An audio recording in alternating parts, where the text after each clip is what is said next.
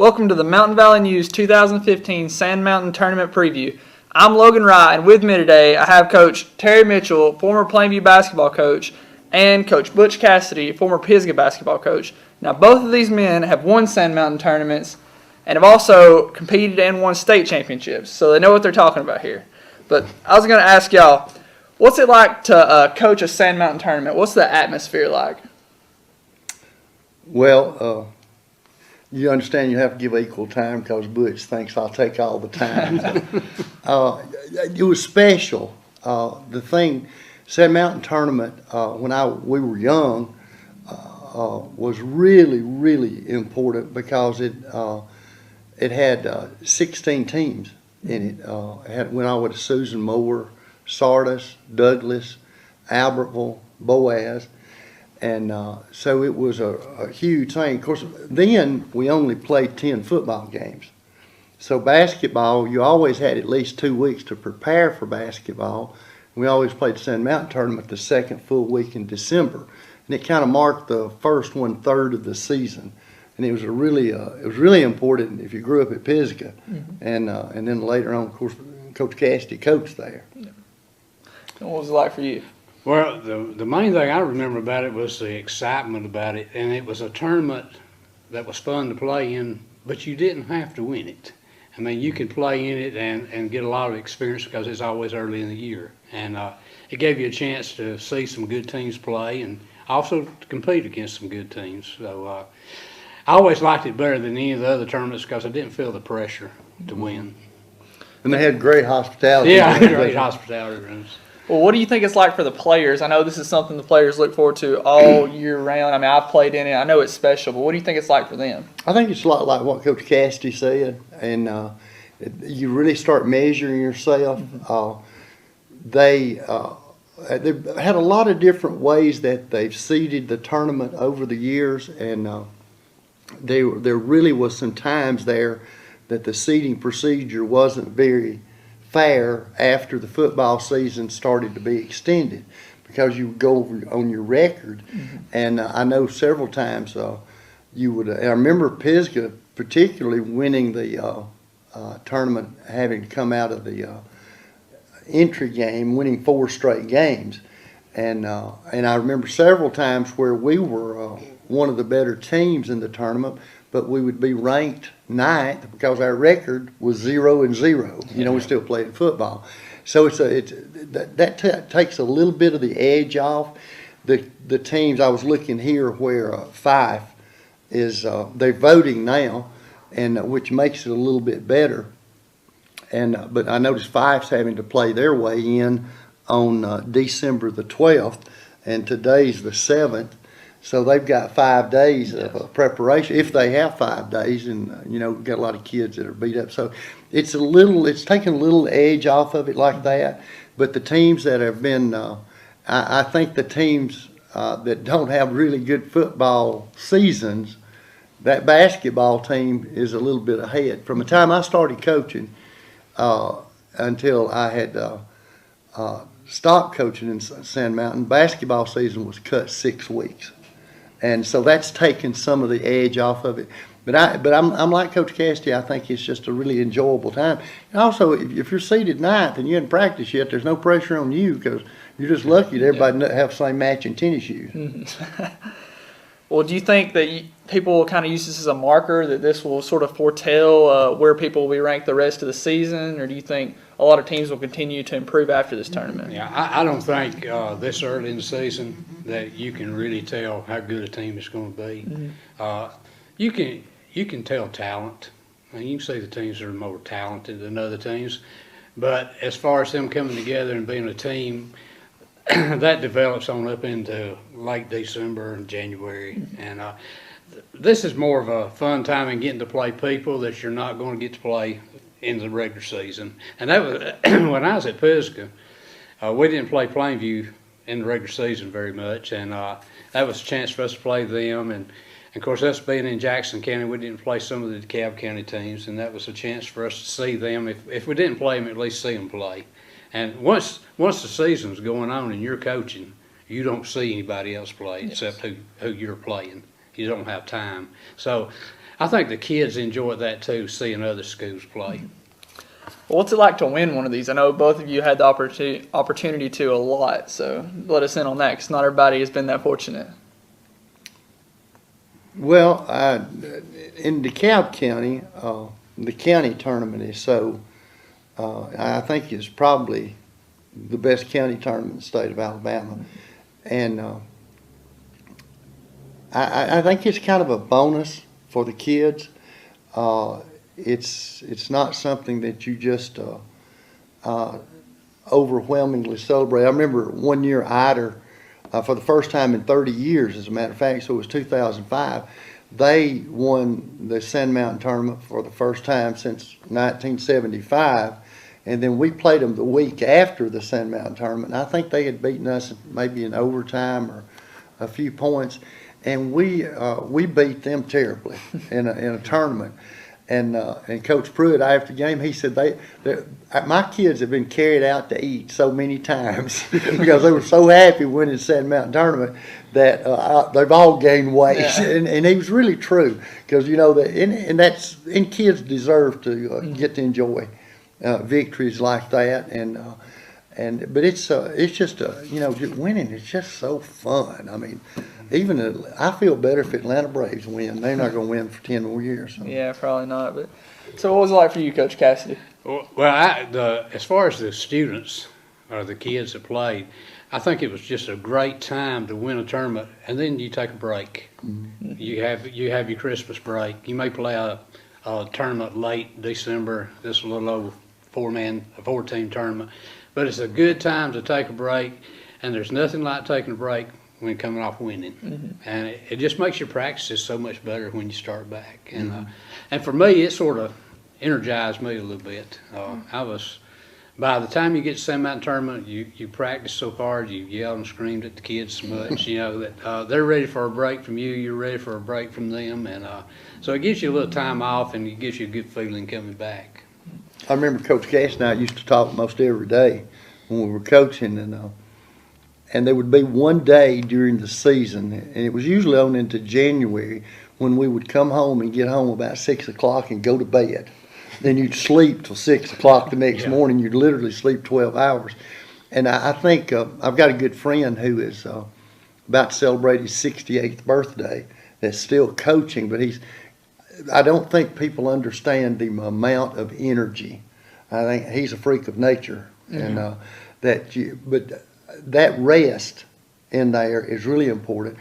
And with me, and as our cameraman can tell you, and you can tell us, for me, that was a time, because we were successful in football, that was 2 weeks that our kids really had to brace themselves. And I wanted them to spend a lot of time resting because they were going to get to practice 5 hours a day. And that was really the way just looking back over some of the teams that I coached, we always played better in January than we did any other month because you had that time to actually work and put in. And that's what the kids, I was looking here like section this year has had a lot of practice time, and somebody told me that had watched them the other day said they look like they're mid-season. Yeah. And so these teams that are in football, they're going to catch up if they work hard enough in the Christmas time. Mm-hmm. My Sand Mountain Tournament, it got to where all the schools were trying to outdo the other schools as far as the hospitality room for coaches go. And at the Civic Center, we bought a trophy and gave it to the coach who we thought did the best job of eating the most times. Don Traylor used Coach Traylor. Coach Traylor won it, and of course he refused to take the trophy home. And the trophy was sitting there, and we had a show at the Civic Center, and a promoter picked that trophy up and looked at it, and he asked me what that was. And I said, well, that's the guy that eats the most at the hospitality room. He said, boy, that Don Traylor guy must have a good sense of humor. I said, oh, yeah, he does. Yeah. So that was the kind of camaraderie that we enjoyed at Sand Mountain Tournament. And I'm not sure we had a Sand Mountain Tournament at the Civic Center before we hosted it that time. I don't think we had. I think We that was were the one. first to host the tournament from Pisgah at the Civic Center. And we just felt like it was such a great venue. I mean, the people could come watch it, they could be comfortable. They didn't have to squeeze up in these little bleachers and people standing at the end of the court. And so I think that's one thing that's really helped the Sand Mountain Tournament is it's the venue that we play at now. That was in the late '80s or mid '80s. It was early 80s. Early '80s, Early and 80s, yeah. I remember we had schools were making about $5,000 then on the tournament, but they were splitting it up. So the coaches, we convinced them to let who the host was have all the money. And then, every 7 or 8 years, that would be a real boost in your athletic program. You always And buy new uniforms. And Yeah, whatnot. got to buy a new uniform. And what we found out was, hosting at Civic Center, they went from making 5 that they had to split up, which wound up about $300 a school sometimes, and to making about $15,000. Well, that could do your basketball, your part of your football, and your girls softball and stuff like that. I think that's been a real change. That was not an easy thing to get done, and being close with Coach Cassidy, of course, and with the Pisgah people, that really helped us. And we had a great time doing it there. Everybody's so much more comfortable. I think a lot of people don't realize how lucky we are to have the Civic Center. I know a lot of schools are very thankful that everyone can come there and play because, like you said, it's really just a larger gym and there's a lot more areas to sit. And it's not really that much fun to watch a basketball game when you're scrunched in between 2 people and you got popcorn, you got a crying kid behind you, you can't even focus. I found something very peculiar when I went to Butler and helped my friend Jack Doss for 3 years. When you come in DeKalb County, Jackson County gyms, one team sits on one side and the other team sits on the other side. I found out in most games and in Huntsville, people just come in and sit where they want to. So there'll be people from opposing schools sitting next to each other, and it was stressful, but it was quite stressful. One thing I was going to ask, do y'all have any outstanding memories of things y'all seen happen or Now, plays y'all Butch remember? does. He can't wait to tell about. I've been waiting. Sand Mountain He might as well go ahead and I've tell been it. waiting the whole time to tell this. I'll take it like a man. We beat Plainview and Coach Mitchell and Mr. Ledbetter in the semifinals That's when it was Sylvania. played at Sylvania. And that was the first time that Pisgah had won the Sand Mountain Tournament in 15 years or longer. Well, since I played, Yeah. as a matter of fact. So that was a great victory for us. Anytime you beat Plainview, it was a good victory. Anytime you miss 6 free throws in a row, you're a going to tough get loss. beat. And I could call his name a prominent member of our community, and I won't. Scott McFall. Oh, poor Coach McFall. But what's some of your better memories that don't involve the hospitality room? Well, yeah, okay. Well, one of my best was our kids won it in 1985, and they were the first team that all 5 of our starters made all Sand Mountain. And that's the only time that's ever happened before or since. And coaches a lot of times will come up and say, well, I got one more spot here. Who are you voting for off your team that you thought? Because sometimes we don't see every game. And they would come up and ask me, and I said, I can't separate my kids and vote for all 5 of them. And then the coaches obviously, got to thinking about that. And it was one of the better games. Matter of fact, we beat Pisgah in the finals. And anytime, I think Pisgah probably has won more Sand Mountain tournaments than, don't you think, Coach? I think they have, yeah. Them in I don't know how section, many. probably. And then North Sand Mountain's won a lot. And I remember North Sand Mountain in the Sand Mountain tournament. And people probably have forgotten this, but in 1994, I guess, North Sand Mountain set a single season scoring record for the season. They averaged 111 points per game for a season. And they had one team hold the ball on them, and they only scored about 30 points. But at halftime, Sylvania had a really good team that year. And at halftime, they were ahead of Sylvania 62-42, if I'm not, at halftime.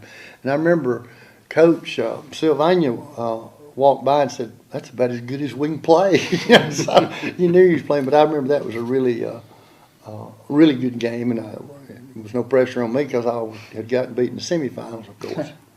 Well, one thing me and Monk really talked about this year as far as football goes, we felt that the region was kind of down this year as a whole. But one thing I've started to notice as far as basketball, I feel like a lot of the schools are really starting to step up. I mean, typically in the past you would have Pisgah and Section that would just run away with it, but I feel like there's a lot more competition out there, and I was going to want y'all's thoughts on that. Well, really, I can't speak intelligently on that because I've only seen one game so far. I saw Plainview play. Now, who are you coaching now, Coach? My team I'm coaching, yes. 9th grade girls. Are you coaching 9th grade? Excuse me, 9-year-old. 9-year-old. My granddaughter's team. Yeah, that's what I thought you would. I knew so much pressure on you that it was hard to keep up with. It's hard. I practice so much and we play so much. It's the most enjoyable coaching I've ever done. The pay's not as good. No. Well, it's about the same. It's close. But Plainview boys is the only team I've seen playing. They impressed me. I mean, they look really good. They're well coached, and they just take one out and run another one in that's just as good. And the thing about it is they're missing the best, Yeah. the kid that played all state Will last Kirk. year. Yeah, and I think Coach Coker just does an absolute exceptional job. Boy, we're proud to have him and trying to keep Definitely. it quiet from anybody else Yes, that sir. might By want. the way, he went to school at Crossville while I was principal at Crossville. And he was a sweet child He at was school. a wonderful child. Well, I don't know what changed because I played for the man. And y'all talk about how y'all would come in and practice for 5 hours.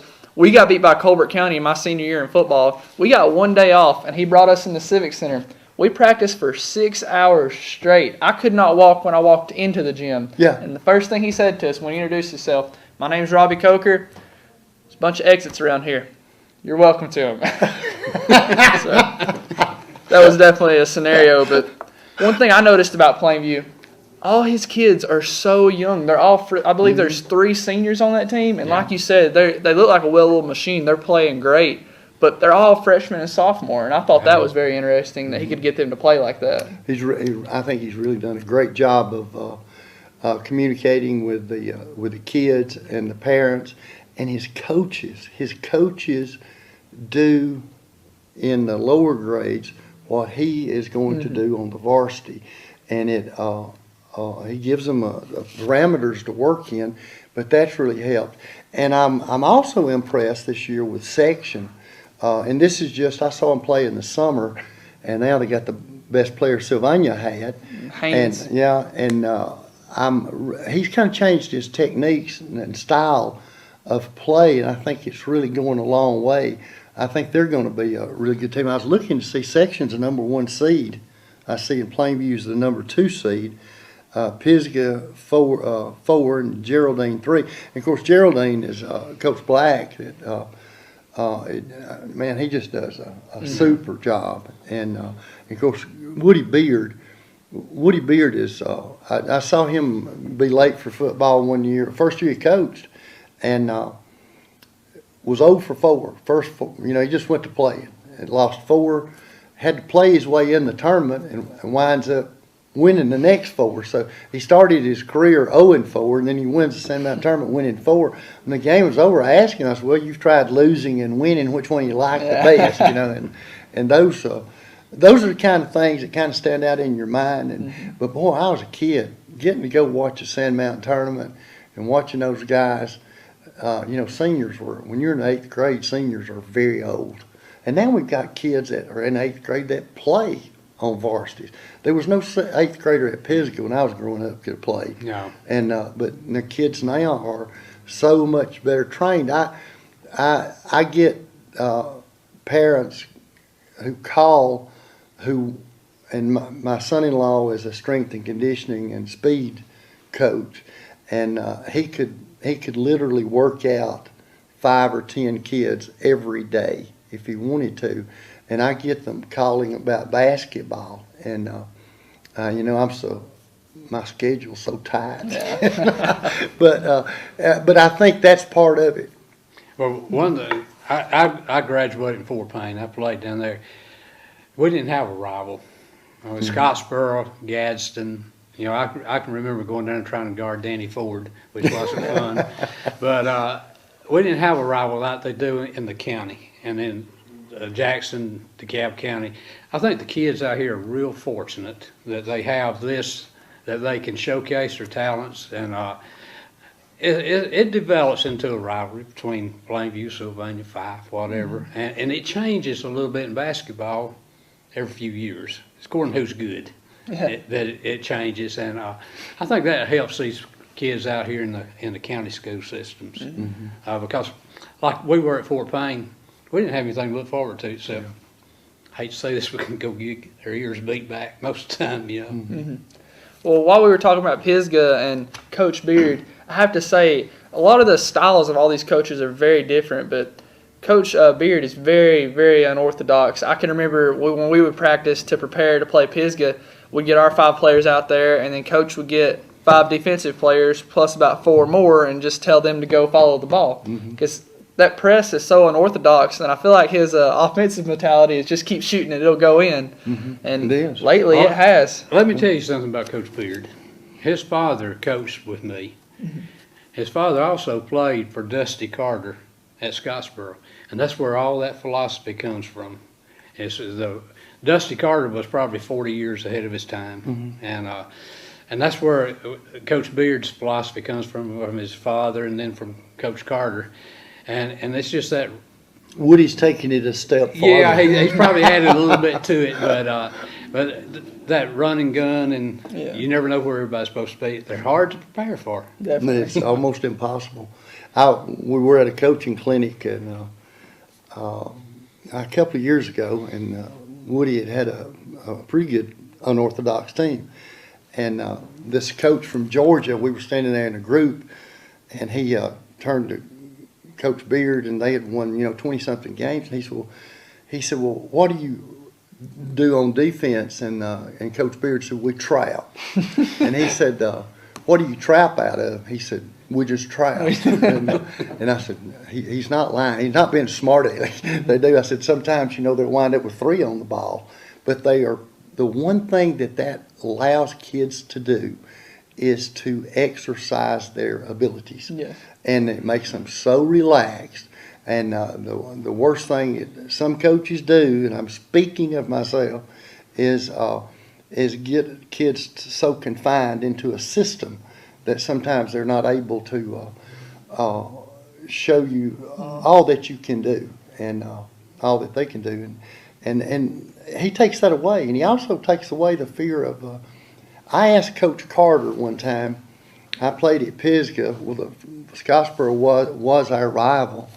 And when I got out of school and got a coaching job, I finally got the courage enough I was afraid of Coach Carter, who was one of the most gentle men I've ever met. Later on, I found out. And I went up to him and I said, Coach Carter, I said, all your team shot the basketball so well. How did you teach them to shoot so well? And he turned to me, and I thought he was being mean, and he said, open the gym, son. And I thought, what? And, but then after, of course, we talked, after that, I understood what he was talking about. I always told him my grandmother, she would not let us go swimming. She said, you can't go swimming until you learn how to swim. And I said, well, we're supposed to learn how to swim in a sage-grass patch because, you need to. And that's about shooting a basketball. The only way you can shoot a basketball is to get in the gym and shoot. And you don't see, now we have these wonderful facilities, particularly churches now. And I think our because we're getting kids in that can shoot the ball. Coach Coker sends me the stats from Plainview each night, and which all this stuff is so much different too. You pick your phone up, look at the stats throughout the state, and you see how things are creeping up, and shooting wise, and that's a lot of fun. And we even see it in the NBA. NBA's finally started shooting the ball after about 15 years of just having horrible shooting Agreed. percentages. Well, I tell you, one thing young coaches need to remember is don't overcoach. I did that at Pisgah. I had a 10th grader that could shoot the eyes out of it, but he led with the wrong foot. So the next year I made him shoot my way. Yeah. Very could hit one. But you was The doing a next- good job coaching. The next year I said, go back to shooting the way you used to shoot, and he was good again. Leave it alone. Coach Cooley, my high school coach, told me that the best basketball player I've ever seen play in Sand Mountain Tournament still is Wallace Tinker.